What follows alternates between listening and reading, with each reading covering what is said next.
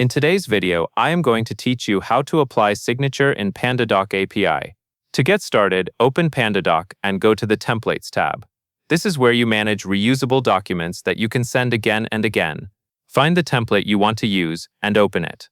Make sure you are working in the correct template before you add anything, because changes here will affect future documents created from this template. Once the template is open, you will add a role for the person who will sign. Look to the top right area of the template editor and click the option to add roles. In the role name field, type signer, then click Add. Roles are important because they connect fields, like signatures, to the correct recipient later when you create and send a document. If you skip this, you may end up with signature fields that are not assigned to anyone, which can block signing. Next, you will place the signature field onto your document. Go to the right sidebar where the available fields are listed. Find the signature field.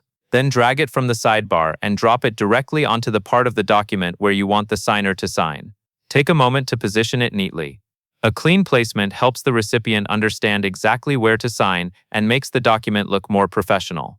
If you need to adjust it, you can move it slightly after placing it so it lines up with nearby text or signature lines. After the signature field is on the page, you will assign it to the role you created. Click on the signature field you just placed. When it is selected, look for the recipient drop-down and choose Signer. This ensures that the signature field is reserved for the signer and will appear correctly when the document is sent out.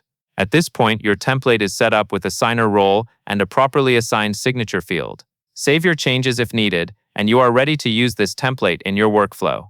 And that covers everything you need to know.